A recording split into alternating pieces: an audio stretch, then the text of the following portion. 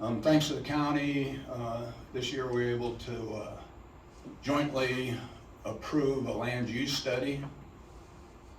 Iowa's got a really tough annexation law. If you want to annex property in Iowa, and this is because of the Farm Bureau in Des Moines or Urbandale, one of the two tried to annex farm ground around their city so that in the future they could grow. Farm Bureau stepped up and said, whoa, hold on.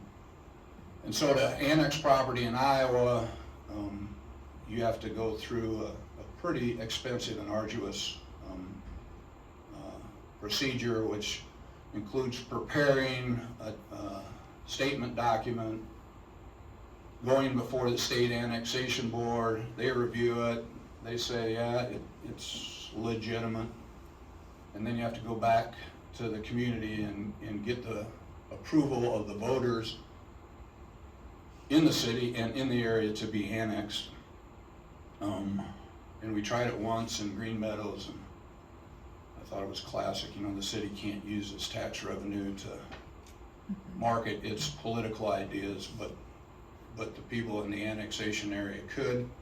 At that time, it was a fairly exclusive neighborhood that included attorneys and dentists and doctors, and they ran a full-page ad in the Nonpareil saying that made it look like it came from the west end of Council-Bluffs, and they said the city of Council-Bluffs wants to annex the wealthy people in Green Meadows, and they're going to take care of them, and there's only so much care to go around, so they're going to not take care of the west end of Council-Bluffs anymore. So everybody voted against it. It was a pretty smooth move by the area, but the other thing, the state of Nebraska has a different annexation law, and you'll often see them say that Gene Stother annexed 10 neighborhoods, and once their sanitary improvement districts the bonds are retired, the city of Omaha annexes them. An interesting aside is Miracle Hills Golf Course, which is right in the middle of Omaha, is not part of the city of Omaha because it does not have any tax value for them, so they don't want to take it on.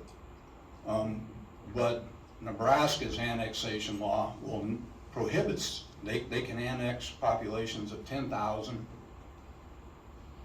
and less, but they can't go outside Douglas County. And they are losing, they're running out of ground pretty quickly. Sarpy County's ahead of us. They've already done their sewer study. They're installing sewer. They're ready for that overflow when we grow.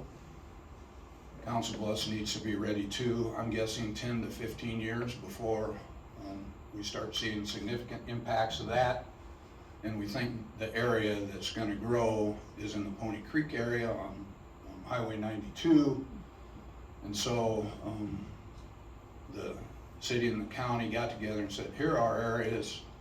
The problem that happens if you do acreages out in the county and they're contiguous to each other, at some point it creates a barrier that the city, because we can't annex without going through that process, the city can't grow. We just get stymied, which is an old snooker pool term. We can't get around those acreages if they create that area and don't want to be annexed, won't voluntarily be annexed. And so we did a land use study. These are perfect areas for acreages because the topography prohibits residential subdivision development. These areas are perfect for residential subdivision development. And I think that will benefit all of us in the future, and that will have property to grow on.